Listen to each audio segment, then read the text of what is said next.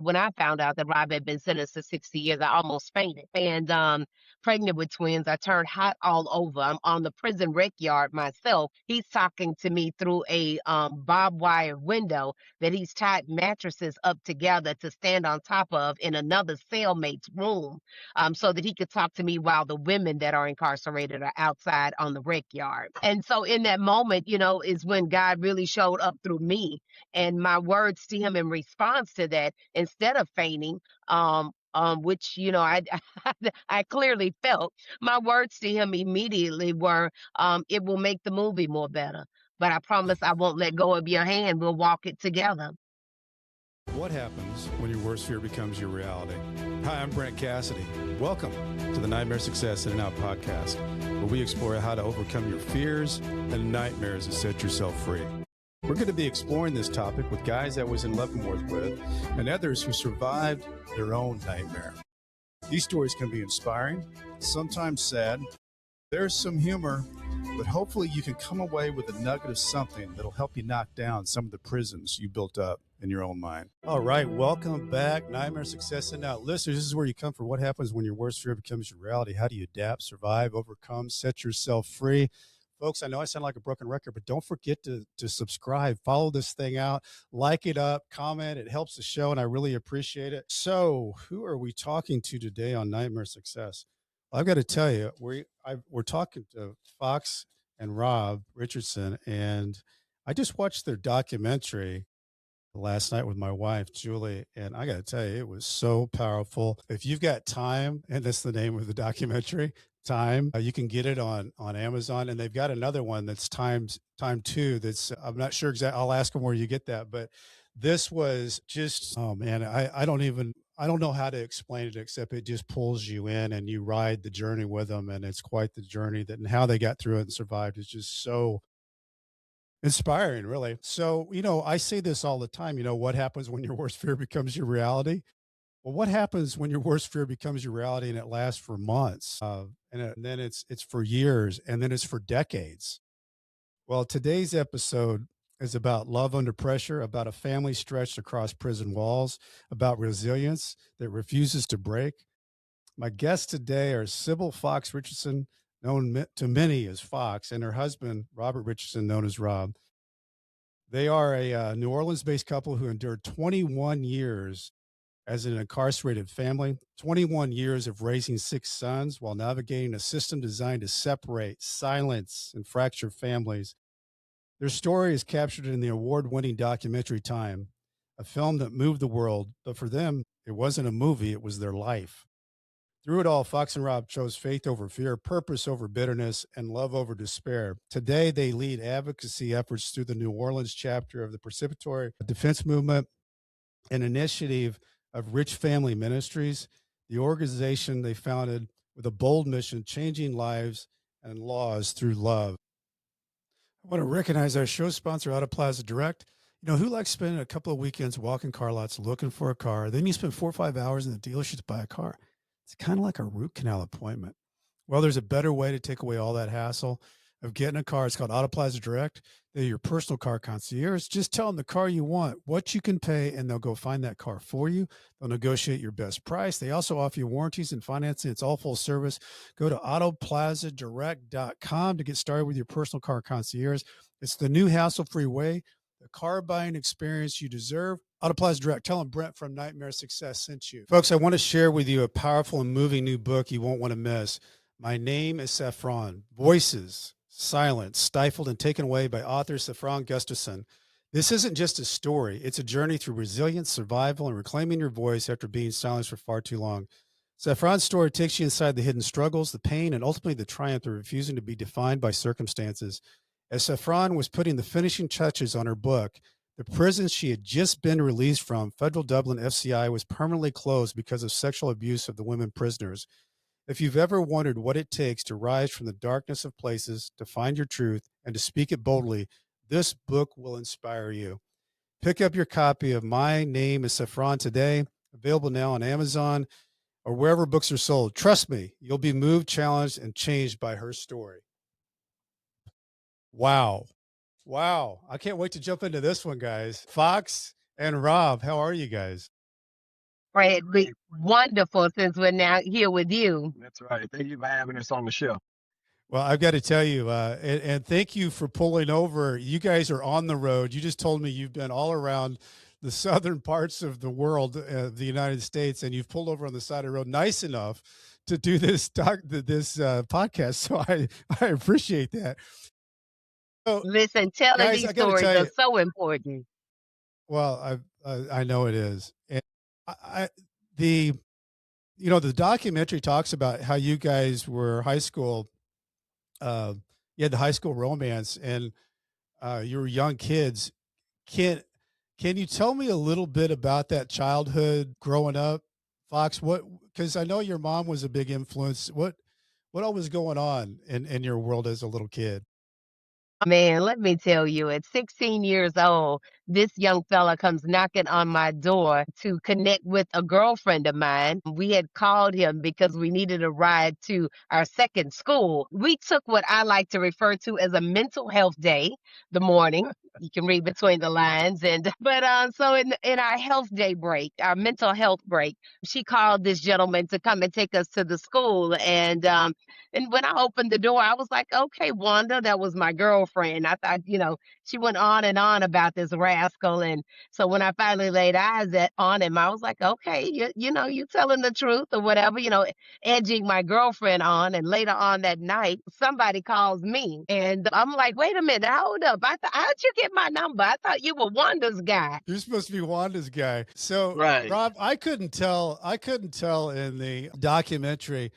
Did Fox's mom like you or not? I think Fox's mom was much like Fox. So they both at the onset of it would not ever admit that they liked me as much as they did. I knew that they both loved me from the onset of it all. It was just gonna take some coaxing on my part to convince them to go ahead and own what I think was truly happening on the.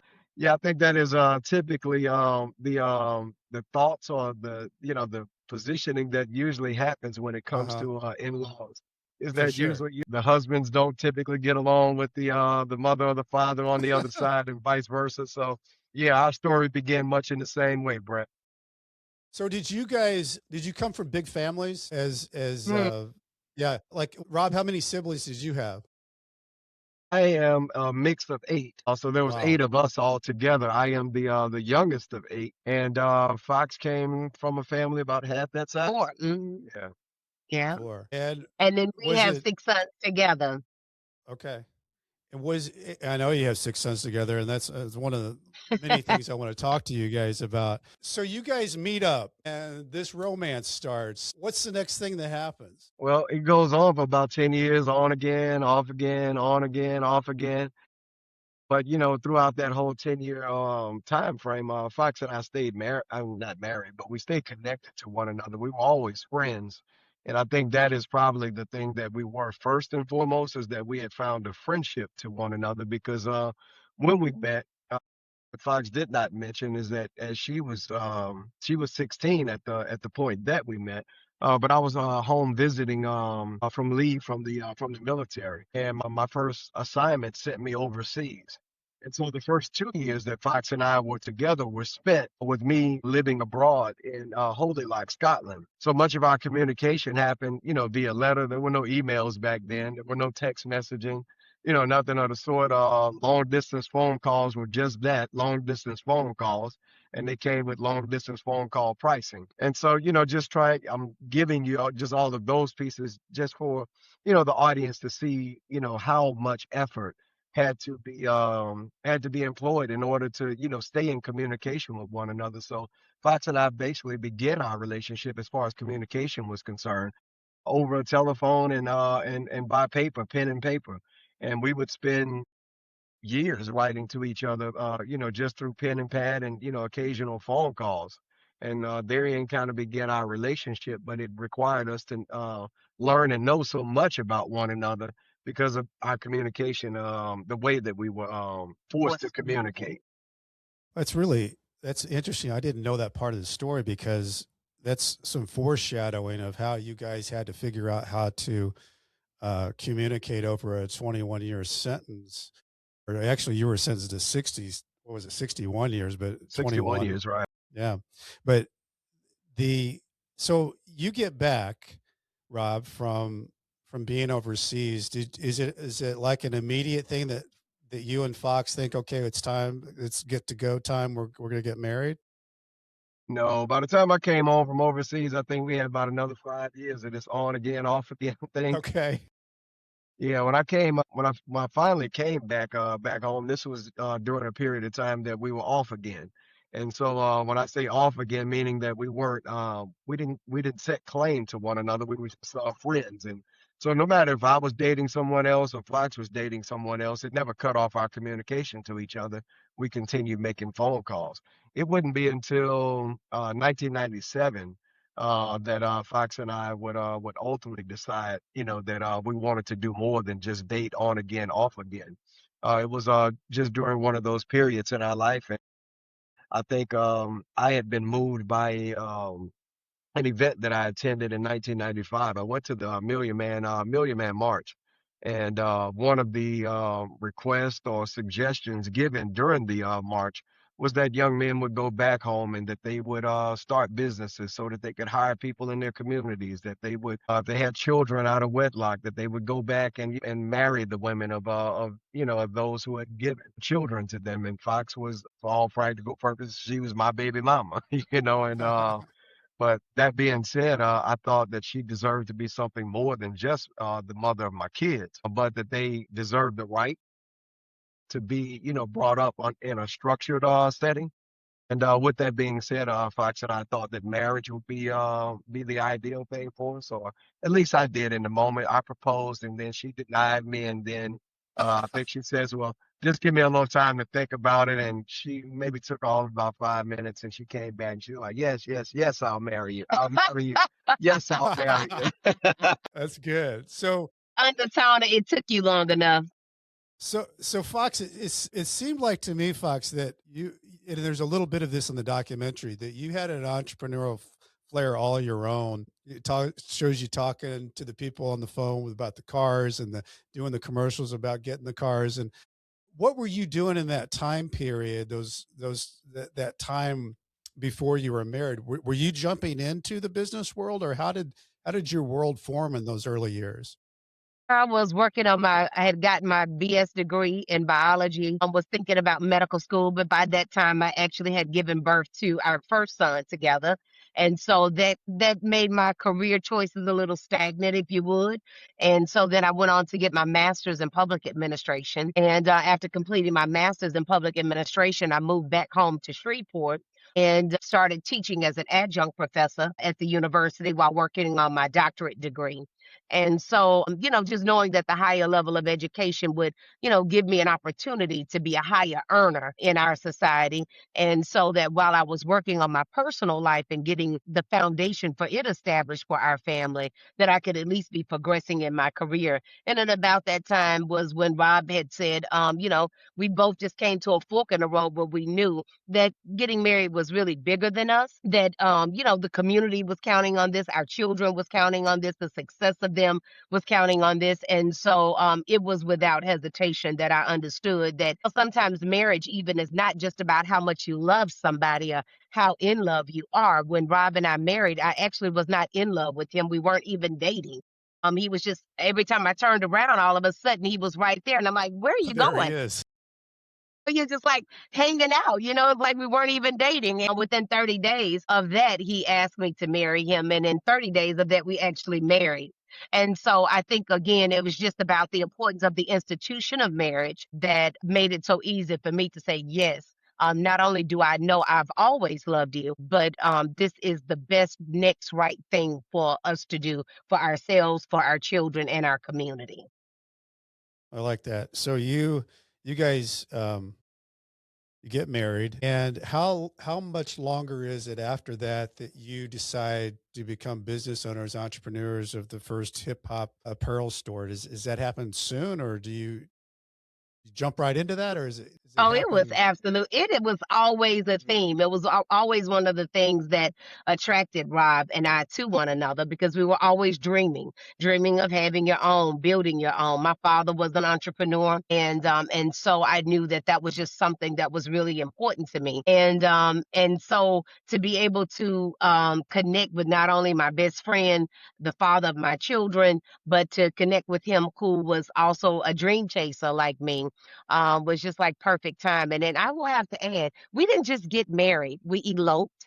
And to Okay. consummate that marriage, he bungee jumped the night of our union because of course we had to prove to everybody like nobody thought we would pull it off, you know. And so it's just like yes we did it in spite of, not because we had all of the right answers or did all the next right things, but we still made it to the finish line, if you would. And so that next day we drove back from Kissimmee, St. Cloud, Florida, where we had danced the night away with strangers, and went to Disney World on our the day what for our honeymoon. The next day we went to Disney World, and then drove back home, signed the paperwork for what would become our first home, and then started negotiating the lease on what would be the location for our first business.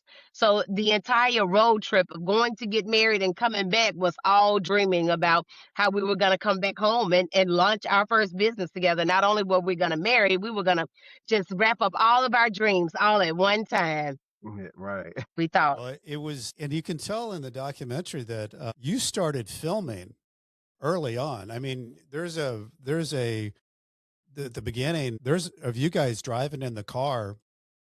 The kids are little bitty, and the two of you are in the front, and you're going to I think a family member's house. But I mean, we're talking about a while back when people didn't have their cell phones to film with, and you start capturing moments on film that later becomes you documenting your life through, this that happens. And so walk us through, guys, this thing that happens with you, because everybody who has started a business, they know that it's tough. It's like a roller coaster ride. And sometimes you have investors, and sometimes you have banks, and sometimes you have people from family money that'll, make an investment. How did you guys get into it? Feet first, don't. I was thinking head first. Oh, yeah, probably that one too. Just at that, I guess for context, it would be important probably just to add some context in terms of we're talking about like in the 1990s at this point, when you think about camcorders being, I guess you could say a new advent, at that point, a new discovery, a new find. And very few people even own camcorders back then for personal use, because I think they were almost $1,000 a bit when they first came out. And then it would later go on to be argued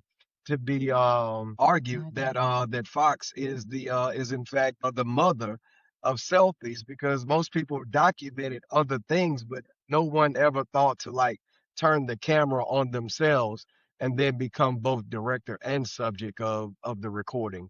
And so that was, again, like you said, just an early on fascination that Fox has always shown, with this new technology, filmmaking. Therein kind of began that part. Much and on about the same time, just the culture of hip hop had its origin on and around the same time, and fashion shows and clothing stores and those kind of things as well. Yeah. Those were also new discoveries or things that ventures that people were getting into. And it was one of my own, because I had been living in New Jersey for quite some time, and just seeing a lot of these shops popping up in the East Coast area made me want to open up one in our hometown. And so when Fox and I started, looking at what a business idea or a concept of a business would look like for us, then we start figuring ways that we would be able to combine, my love for the culture of hip hop and her love for the filming and speaking.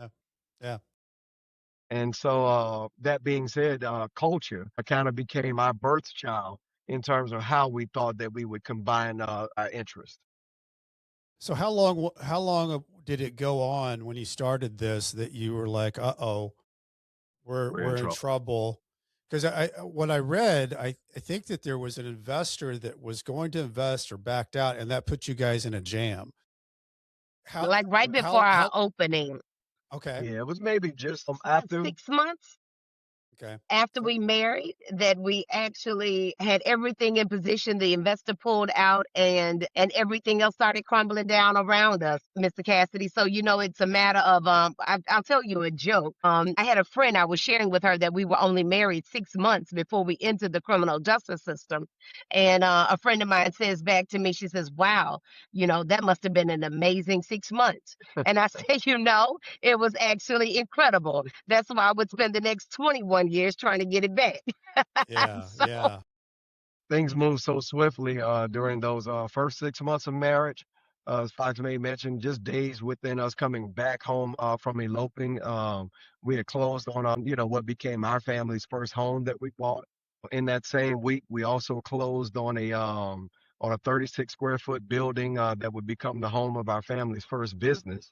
Simultaneously, we were closing on a piece of real estate property that we were using as a rental property, and so we were like, foot on the gas, just yeah. really moving at lightning speed. And then I think that there was just some hesitation on parts of when you talk about investors, that it would probably be like trying to sell Bitcoin or trying to sell the internet or trying to sell any of these new tech ways or an electric car, to people that, had no clue about any of these things. And so hip hop clothing stores and all those types of things, they were foreign, to what our would be investors would typically look at, when they consider putting their money up behind something.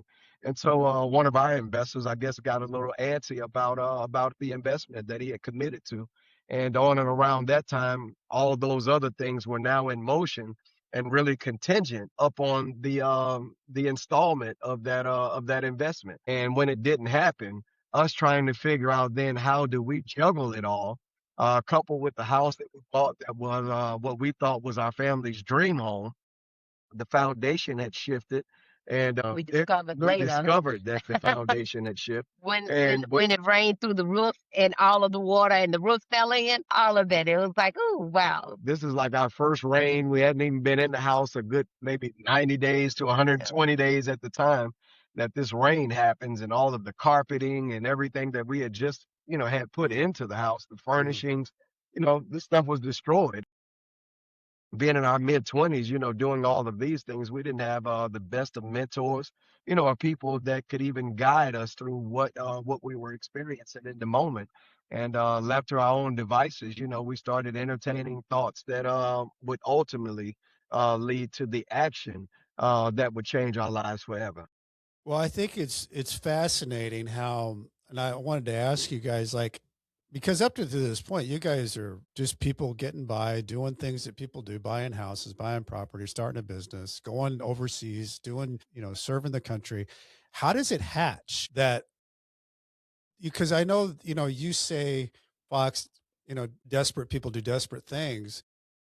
How does the idea hatch that, I mean, you're not bank robbers. I mean, you're not good at this. I mean, you're not sophisticated and well, we've knocked off 7 banks. We might as well knock off another. No, this is like you're just people getting going, and how does it hatch? How does it happen? I think like many things, people don't just wake up one day and decide that I'm going to commit suicide. You don't wake up one day and decide that I'm going to go murder someone. You don't wake up and decide that, many of these things that happen that we know as crime, they happen through a series of events, that happen.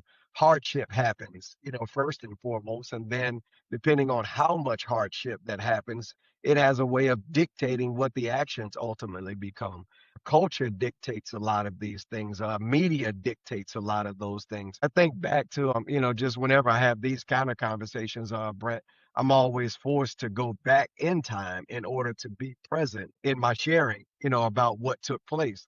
And when I think back to those times, I think about like how um bank robbery movies exist during that time. They had Dead Presidents. They had Set It Off. They had Keanu Reeves and them played Point Break, and they were a bunch of guys that dressed up like the presidents, and they Presidents, right? surfed by day, and yeah, and they go surfing all over the world. But that was their thing. But all of these movies, were movies that, when you think about programming, we program or we present movies in ways, and a lot of times they fall upon very impressionable minds.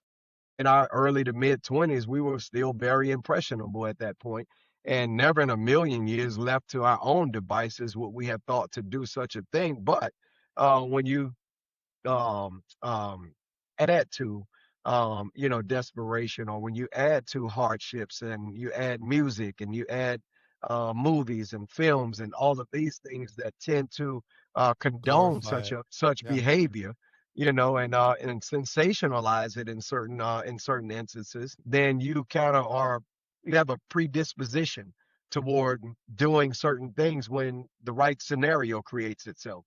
And desperation was a ripe situation that created the moment, where we thought that this was the Best alternative.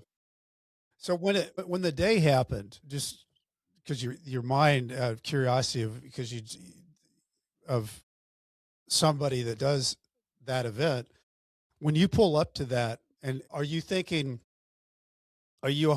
in, or are you thinking, I don't know if we should do this? I think all three of us were probably 1 foot in, 1 foot out. Yeah.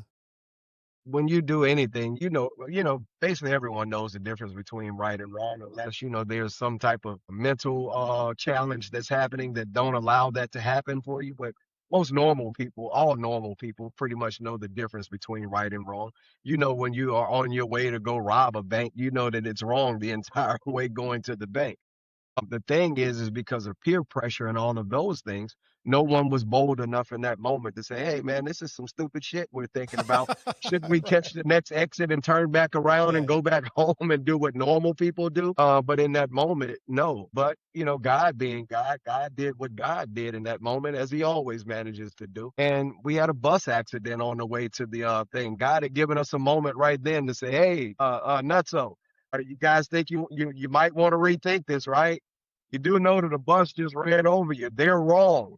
The police report has been written in your favor. Just sue for the damages. You'd have the money that you need in order to open up the shop. But at that point, we saw a wrecked car and said, "Oh man, now the car is wrecked. Throw that on the pile."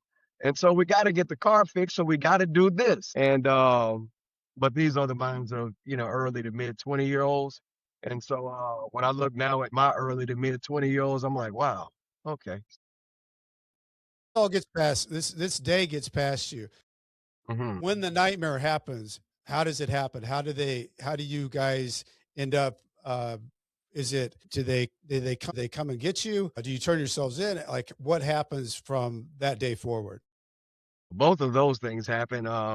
There's shots fired, there's foot race, there's illusion, and then there's ultimately capture on one instance, and in another, there's a matter of turning themselves in. But as Fox made mention, I wouldn't want to give away all of the details of Yeah, that. I got it. If one of your audience So members the would big want to read it. question, the big question I have is that, you guys were in this together, but you made separate decisions. One chose to do a plea bargain and one chose to go to trial. How does that happen between a husband and a wife? Like how did you guys come to those decisions? It wasn't our decision. It was actually the decision of our attorney that thought that it was the best. What a lot of people don't know, and again, that's why we employ reading books. Movies and films have a way of just kind of broad stroking the details of a person's life, and then people walk away thinking that they have the details of it. But how do you condense 21 years of a thing into an 80-minute film? It's impossible. But that being said, what people don't know is that we all pled guilty to the crimes at the onset of them. We had already had a plea bargain that had been worked out where Fox would do no jail time, and that Ontario and our fall partner that was on the charge with us, would not face anything more than 10 to 18 years pending a pre-sentence investigation.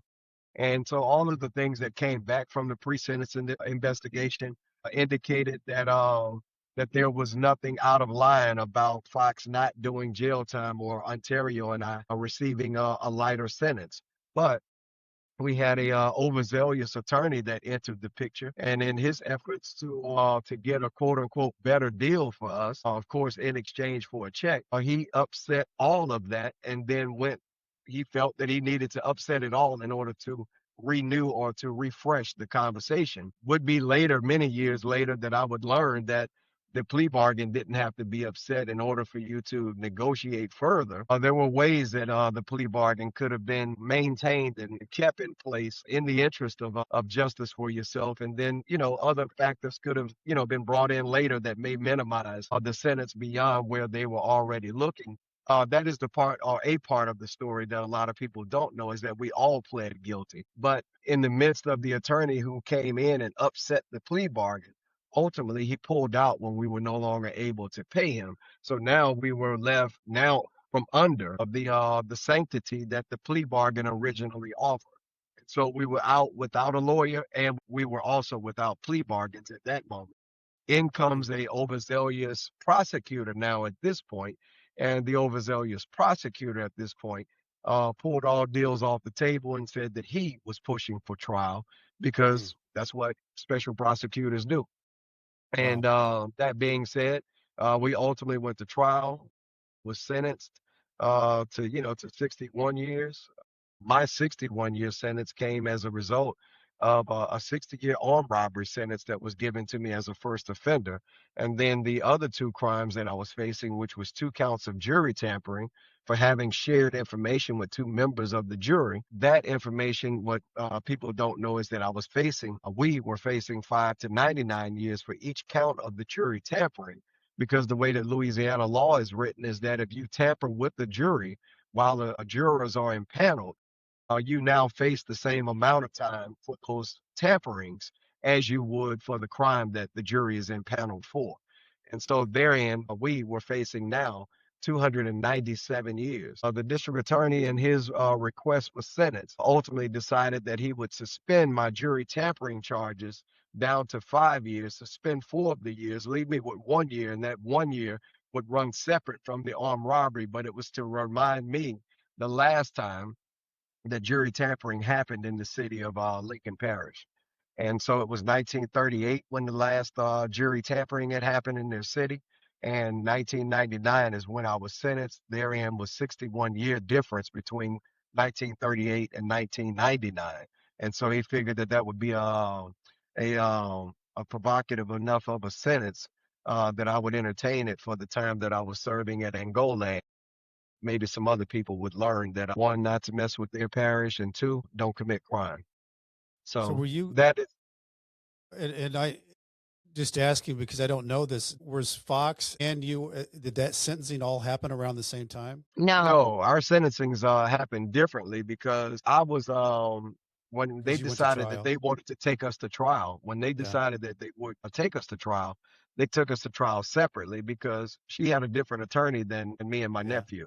And as a result of it, he thought that it was in his best strategy to wait to see what the outcomes would be for myself in Ontario before deciding what the next steps would be for Fox's.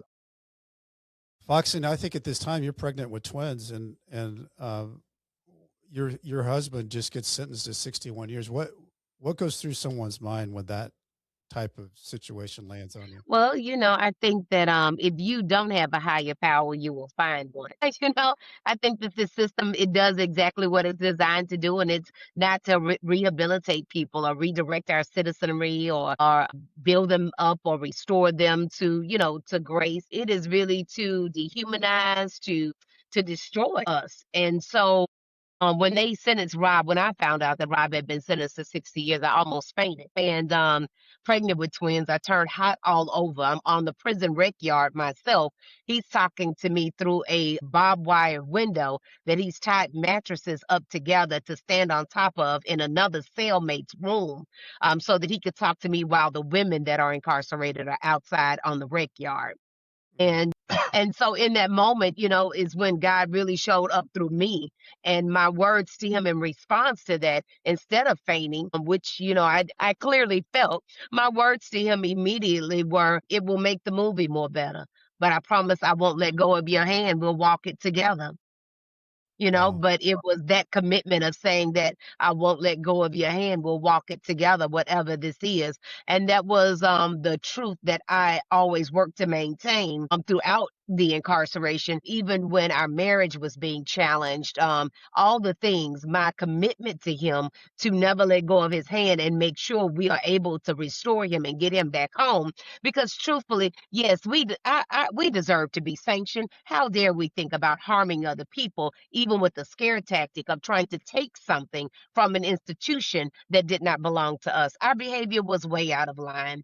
But at the end of the day, no life.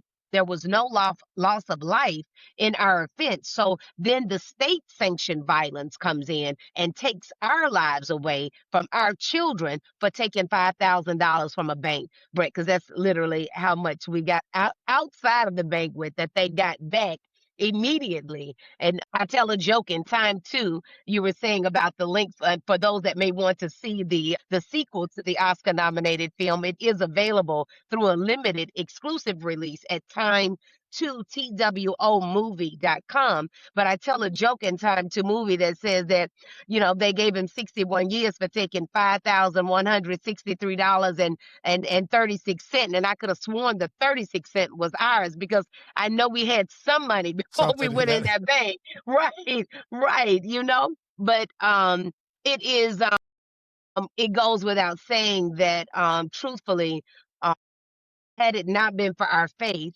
and that has been rooted in our love and our love for God, it just would not have been possible for us to overcome the depths of hell that we walked through for 21 years. Because anybody that knows anything about Angola State Prison, it is a living, breathing hell. Yeah, no, and I told you guys that before we got on, Lester Holt did a 60 Minutes piece that was Angola, and it's and there's some prisons that you just know the name of, Angola, Leavenworth. There's things there. Some people just know Alcatraz, and Angola is one of those. And let's take a break here because when we get back, I want to talk about the survival and the redemption of how you guys get through all this because it's pretty remarkable. A lot of people don't like how they show up online. Many individuals think there's no hope when it comes to managing your reputation on Google. There is hope. It's called the Discoverability Company that can help you, whether you're building a reputation from scratch or you're repairing search results after a negative news story. Discoverability can also help you how you portray it on popular AI services like ChatGPT. To learn more, visit discoverability.co. It's not .com, it's .co. Listeners of Nightmare Success can get $100 off with coupon code Nightmare Success. And the Nightmare Success podcast is sponsored by the White Collar Support Group, the world's first support group devoted to people navigating the white collar criminal justice system. I'm a member of the White Collar Support Group, and I can tell you this is a bunch of people who help each other through the criminal justice journey for free. Whether you're just starting your journey or you made it through to the other side, this is a great space for you. You can join us on Zoom Monday, 7 p.m. Eastern Time. For more information, go to prisonist.org. It's prisonist.org. Okay, so all this is set. The nightmares happened. Now the nightmare goes on that Fox, you find out that you're not going to do probation and you're going to have to do time. And it was heart wrenching in the show, the documentary. For the kids thought that too. And you saying to your son, we just got to hurry up and count the days before I go in. And it was just like that time period too, for parents when you're going in is just such the most awkward time in the world. But when you guys are in prison and you're serving time, when you walk into this space that you didn't plan on being in, Fox, what was your mindset going into that, knowing that this was nowhere that you ever thought you were going to be? Mm. The immediate thought that came to me was just that when I saw all of the atrocities that actually existed in how they were warehousing other human beings, and I just looked around and my prayer was just that God would let me use my voice for the voiceless. May I use my voice and my life force to speak to what is going on here. I just thought that maybe if people knew more, that's why, Rob and I are so really grateful for your podcast, Nightmare Success, because if people know more, I think we might, as a society, do better. We might treat people, when you break the law, you don't break your humanity. You don't break your citizenship. Your citizenship as a U.S. citizen is not removed. And if that be the case, then we should not want to mistreat any human being, in particular, any U.S. citizen on our own watch using our own taxpayers' dollars. Yes, we want to correct behavior. Yes, we want our people to do what is righteous. But at the same token, the state sanctioned violence that our system implements is another level of that lessens humanity than it should be.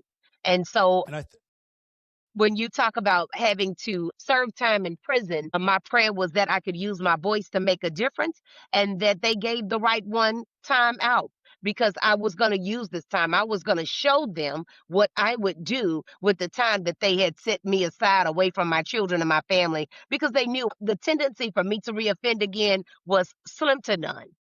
And Here Fox, I you am. came out on fire. Fox, you came out on Yes, fire. And yes, were I you had thinking to. that while you were in? You were thinking, hey, when I hit the door here, I am, because you were documenting, you dove right back into everything that a mom does plus, and Yeah.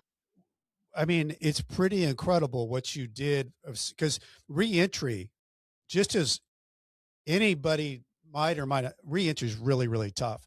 But you took it on and started knocking through barriers and really became a powerful voice within this 21 years. Rob, you are on a whole nother world of looking at something that 61 years is not. I mean, how do you eat that Re- elephant? Repeat that question for us. I'm Yeah. sorry. Rob's looking at 61 years. You walk into Angola. How do you eat that elephant? Mindset wise, what are you thinking, Rob, when you go into that? I'm not looking at, I had this weird experience where I was looking down on this place and I was getting ready to go into the next day. And I was thinking, well, gosh, those guys walking around the track, I'm not going to be there for like a week or a month. I'm going to be there for years. You were looking at decades, Rob. What was going on in your mind? Man, probably the first thought is probably just whenever you think about going to prison, and especially when you think about going into prisons as notorious as many of those that you just named a second ago. Angola, of course, being one of those, and at the time that I had gone into the prison, it was still considered one of the bloodiest prisons in America. And so with that, my my health, whether or not I'd lose my life or, whether or not I'd be harmed, while I was in prison. Those things were like probably some of the knee-jerk responses that happened for me when I first got there. And then by the time we had, ventured, all the way of getting there, uh it was really a build up because it started early that morning when they picked us up early that morning. Shackled, chained us and put us on a bus, and we drove all over the state of Louisiana. We started at the north tip of Louisiana, and by the time the day was over, we ended up all the way down on the swamps of Angola. Angola is a 18,000 acre farm that used to serve as a plantation where they received, well, even before it was a plantation, it was a slave breeding ground. It got its name Angola from Angola, Africa, because they shipped slaves from Angola, Africa. And that was the landing point when they got to the Americas, is that they landed on what we now know as the territory of Angola Prison. Later years, of course, they would move to shut it down as a breeding ground, and then they turned it into to an all male facility. And as an all male facility, like I said, it would go on later to become one of the most violent places, that you could be in. So, like I said, just kind of the history was going through my head. Uh, Potential threat for violence was in my head. And then finally we went down this 21-mile windy road in order to get to the front gate of Angola. And it's surrounded 3/4 of the way by the Mississippi rivers. Much like Alcatraz, it sits in the middle of the water. And so I got there, it was loud, it was noisy, and in my mind, I was like, "Oh man, these guys they rocking and rolling in here." It was a lot of cursing and profanity, and it was a lot of B's and O's being yelled out, and I'm like, "Wow, B's and O's? I thought this is all male facility," and it's just those kind of things. I'm like, "Man, those are fighting words. Are they fighting in there?" That's all I could hear, but it was just roaring, roaring, roaring that was going on. I would later learn there was a football game going on in the cell block, and the dudes were actually rooting for their teams. But when you come in and you're facing 60 some odd years, you former military, former college student, former do writer, the last thing that you think is a football game is going on, and that's what all the noise is about. So when Right. I got in there, I'm looking around, trying to think for myself, like, well, damn, I don't have a weapon. What do you do in this scenario? So I concocted what I thought would be an answer to that. I had a belt, an extra belt that I had that I was able to come down with because they didn't have me on suicide watch, and I knew I had a couple of padlocks that had been issued to me. So I said, well, I can lock these around my belt. Worst case scenario, I might be able to keep a few people off of me. You know what I'm saying? At least enough till the police came.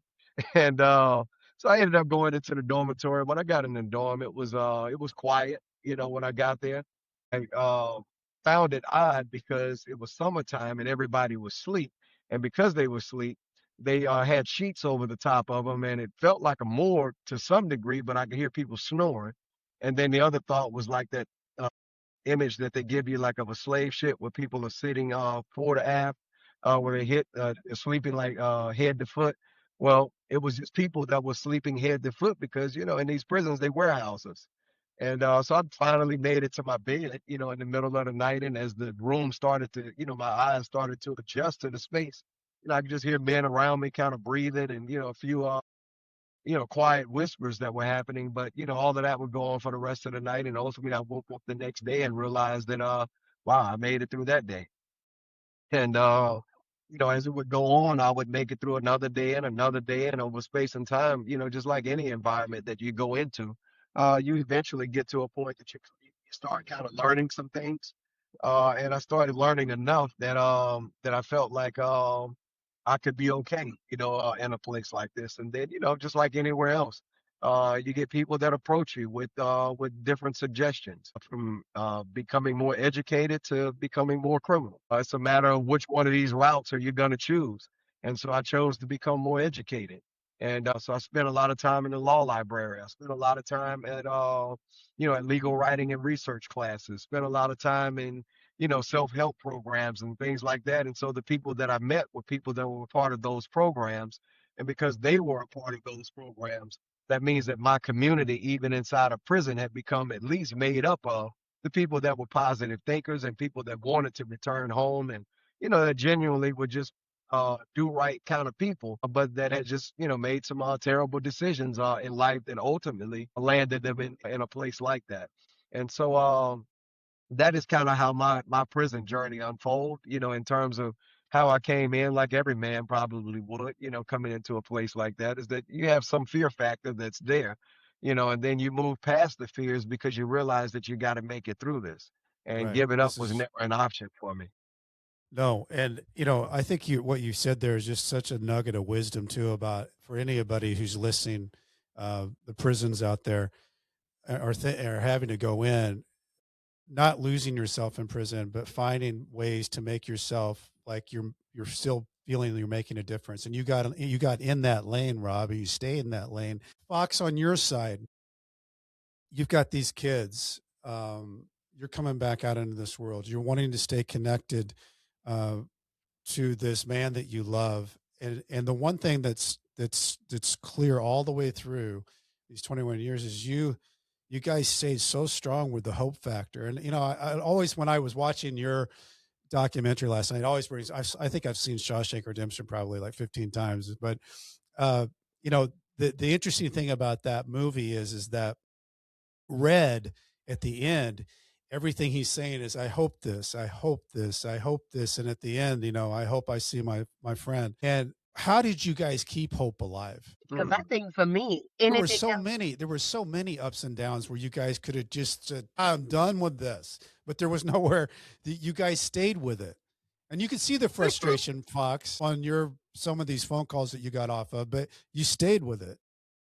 I think we had to learn to count the small victories. We were never Yeah. hopeless. There was Yeah. always, even though as dim as the light may have been, the light of hope, but it never went out. And there was always a glimmer of hope that was there, and you just have to grab onto it when you see it, and never let it go, and you ride it all the way to the light. And that was again, like I said, just our experiences and my letters to giving her what my experiences already are inside of the prison, it at least informed her in ways of, like, I guess, how it is that maybe she could even consider doing her time, once she got there. Again, like I said, just through communications with us back and forth with each other in terms of things that I had learned along the way, that I was able to even suggest to her when she entered the And then system. probably for us too was the very first book I sent Rob when he got to Angola. I went into Barnes and Noble and remember it like it was yesterday. And I'm like, what can I send him? What in this moment when we are so much is stacked against us, our entire existence is questioned right now. And that's when I discovered this book, Man's Search for Meaning, by Viktor Frankl. And I sent it to Rob, and I didn't have a chance to read it. But when I read the cover, I was like, "Well, this should help him. If this man made it through the concentration camp, Yeah. Yeah. then certainly he should have something in here to pass on to Rob." And after he read the book, he told me that I needed to get a copy, and I went back and did. And in doing so, the thought of finding the meaning in your suffering, that was what resonated so with us. We had to find the meaning in our suffering, that this was so much greater than us. And then to count all the victories, he talked about how, they would put honey on them and let the honey go back and let the others lick the honey off so that they could eat. Or, when they would find crumbs or just something to eat, it was a victory. Or if you found some shoes that, even in his book, he counted the wins. And that's what Rob and I always strive to do. If I just got somebody to return our phone call, that was a win. If they just accepted my call, that was a win. But we can't begin to see ourselves in our lowest moments as anything other than winners on their way to the greatest victory. And I think there was a moment there, Fox, that it shipped off $15,000, basically got a letter back. And it seemed like at that moment that it clicked and you took control of, I'm going to understand this. I'm going to power through this. And I don't know when that was in the course of all these years, but It boy, that was seemed like a March big 5th. moment. As a matter of fact, it was March 5th of 2013 that letter was dated for. But I, like many people, I kept hoping that I could just pay the right lawyer and the right lawyer Yeah. would handle this. We kept Right. thinking if we just get the right lawyer on our matter. But it wasn't until Rob started learning law and then I started understanding the law he was learning that we began to even get back into court. And that was probably 15 years into our sentence by that time. But once he started learning law and I started understanding it, then we could really activate and move toward what we needed to do in order to obtain freedom for ourselves. I think that we all make some kind of mistakes. So I don't think that it is righteous of us, any of us, to give up on an opportunity to be free. Right. And I think, what a great teamwork of you guys, Yeah. of Rob becoming basically an in-house attorney in Angola, and then you feeding off of that and using it on the outside. When was it that the both of you thought, oh man, this is close, this is real, this could really happen? Like when did, because you had so many different times that it happened, when did it finally feel like, wait a minute, because I know there's a phone call that happens. And Rob, you were talking about, and boy, it like really brings you like down to the soul to understand. You're talking about the pecan trees that, were planted 20 years ago. And now there's a whole grove of them. But in that phone call, I know that you all still had to have thought, another shoe could drop and this won't happen. But was that the time that you guys on that phone call that you thought, okay, this is the governors might really, this might all the dots connect? Those were other arguments that we were arguing, and I'd have to tell you, we always thought that Right. that was the heartbreak. It was like always, like, this is it. We This is always thought it pack was your it. bags. I got a drawer for you. I'm putting your clothes in a drawer. I'm Plate setting for it. you at Thanksgiving. The whole nine. We always thought this was it, but when it finally was April 2017 when our youngest son went to hear Frank Luntz, the Republican pollster, speak at Yeah. Loyola. And he stood up Yeah. and asked Frank a question. And Frank says to him, "Hey, kid, don't leave. I'm going to change your life." He met Frank Luntz a couple of days later for coffee, invited me to join them. And he says, your son is the most impressive person I've met in the past 25 years. And if you know anything about Frank Luntz, that's quite a compliment. That's quite a And he compliment. said, what can I do for your family? And to which Freedom's mother, who knew he had this meeting coming up, had already prepared him that, when you sit with this man of importance, you need to think about what it is that you want to ask his assistance with. And so to which Frank says, how can I help you? And Freedom was prepared to answer. And his answer was, my father needs a pardon. And I'm trying to get him home, not for me, but for my baby brother, who deserves an opportunity to grow up with our dad. And he says, I never asked these people for anything, but I have a meeting scheduled with your governor, and I will ask him about your family. I can't make you any promises, but I will raise your family to the governor. And 2 months later, he did call me on January the 9th from the convening of governors in Rhode Island, and said that he had just met with our governor for an hour, and our governor had committed to signing my husband's pardon as long as he got past his pardon board. And so that was 2017. We didn't even have a hearing date till the next year, but that is when we knew that the governor had committed to sign for us. And so he was released the following year in September. It's just incredible. And you've got to be so proud of those sons of yours. I mean, because that's another thing about, there's always such a bad narrative that everybody loses the family and the family breaks up. And there is a lot of that.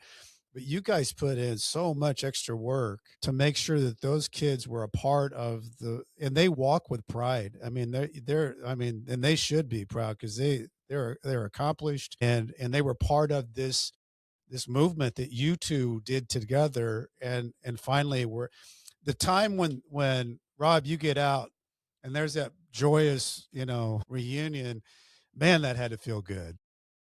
Yeah, yes, indeed. Yes, indeed. It was, like Fox said, just that moment when you know that it was over, or at least Yeah. you knew that part of it was That over. part was over. And Yeah. even, as early on as we knew that we had the governor's support for my clemency, it didn't stop me from feeling like I was walking inside of the prison. Because if you've ever been to prison, something as simple as having too many pair of shoes under your bed, leaving a wet towel out, all those things are, rule infractions and can be cause for a write-up.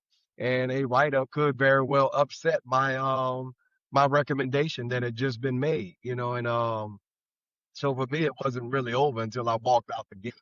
And when I finally walked out the gate, shit, I couldn't even shout very much. I was like, damn, they might see me leaving. They might think that this is a mistake or something. Wait, we made a mistake. He didn't know what to do when he walked out the gate. He's just like, are you sure? They are letting me go. You could definitely hear Fox. Right. But for me, like I said, my excitement didn't happen until we had gotten off that 21-mile windy road and was back up onto the main road. And I was like, wow. And as as we're driving past, if you look close in the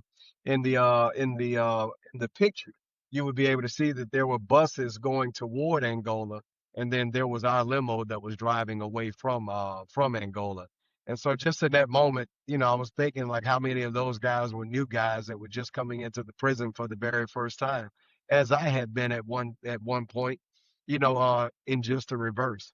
And so, yeah, it was a really Well, one of those really worthwhile moments. It just, you feel it. It's like when you see the hockey team win the gold, you feel when you walk out and you grab each other, and it's just that moment of elation. So you guys get back together after all this time, and the kids and you see in the documentary that everything, and they burn that picture of you that's been hanging, that now he's really here in our home. Let's talk about what you're doing now. We do a work with other justice-involved families called Participatory Defense Movement NOLA. It's pdmnola.org is our site. It's an initiative of our ministry where we teach families legal awareness as you join together with your white-collar crimes group and talk about matters. We do the same thing with families every Thursday night in New Orleans. We call it Participatory Defense, where we teach families how to work on their own defense, how to get support from the community, how to leverage community relationships before the court actors, so that the courts know that you are someone of value to the community and not just another number that they could discard. And so we count our success by how much time we save families from serving in prison versus how much time they've been sanctioned to serve. And our organization, which is one hub of 40 hubs across this country doing this work, we have saved 4,000 years of time in prison. And nationally, collectively, we have saved over 40,000 years of people serving time behind bars. So from That's bringing home huge, the Fox. longest serving woman in the state of Louisiana, Mama Glow. We started a campaign for her 6 months after Rob got out. We bought her home. Our fall partner, who was not able to get out through clemency, we were able to get a change of policy in the state of Louisiana that not only gave an opportunity for parole for our fall partner, our nephew, but it gave over 3,000 other families who thought they were going to die in prison because they had 30 years or more of a sentence, an opportunity to get parole at 20 years after 20 years behind bars and reaching the age of 45. So that was legislation that was initiated by Rob and I and completed once he got home through getting the change of policy done through the state legislature in 2021. And so that's what we do. We understand, That's Mr. powerful, Cassidy, that guys. to be free is to free others. And that is what we Yes. live by. And that's what we work every day to do. I love it. I'm only got one more question. Okay.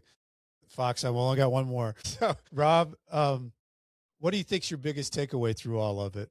Because you've lived a journey. Probably the biggest takeaway is the one that Fox just made mention, and that is that the very function of freedom is rooted in freeing someone else. And so when I left prison, I left prison with survivor's guilt.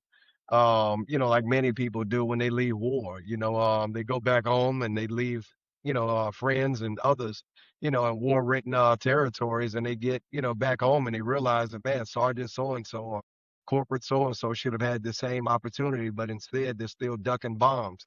Well, much of the same way, when I left out of prison, I knew that there were some other guys that I knew that were equally, if not greater, deserving than I was, in that moment. The one thing that you're hopeful for in the moment is that they would be able to see the same. And so I knew that if any of that was going to really happen, it wasn't going to come from my survivor's guilt that it was going to have to happen, but a level of ambition was going to have to kick in. And as Fox may mention earlier on the call, we just began to use our voice, our platform, as a mouthpiece for for people who don't have Yeah. a voice. Well, you guys are creating real change. Anything to add to that, Fox, with your takeaway? Well, that is it for us. But for you, I just say thank you. Thank you for being willing to use your story for the betterment of others. It right. takes a lot of sacrifice to share, to expose yourself in such a way. And so for you to be willing and to have the courage that it takes to speak freely about your transgressions in hopes of empowering others, I just our hat goes off to you. Thank you so much. And thank you for allowing us to share with your community. Yeah, yes, indeed. And I want to give it another shout out to the documentary. It's an Oscar nominated documentary that you can find on Amazon called Time, and you can find their book Time: The Untold Story of the Love That Held Us Together When Incarceration Kept Us Apart. And just a little bit of more gratitude here. I want to give a shout out to Homestead Financial. Lets me use this studio with all the fancy lights and cameras. If you got home mortgage needs out there, Greg Aftiev is your guy. Go check out my book too if you got time. It's Nightmare Success, Loyalty, Betrayal, Life Behind Bars, and Finally Breaking Free. Leave me a review on Apple if you got time. Go to BrentCassity.com. I spell it wrong. I spell my name with a T-Y, not a D-Y. As I used to say to my people when I was writing my emails back and forth from Leavenworth, stay strong. I'll do the same. Fox and Rob, I'm just so glad you're doing what you're doing. I'm so glad you have each other and doing it together.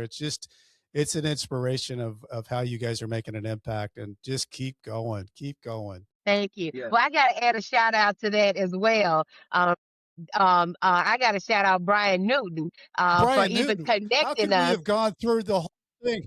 I We didn't want to shout forget. out to Brian Newton. He put us all together. Brian Newton, Yes. big That's shout right. out. Yes. Thank you so much for All what right. you're doing, and we look to talk with you real soon. Yeah. Take All care, Brett. right, folks. Nightmare Success in and out.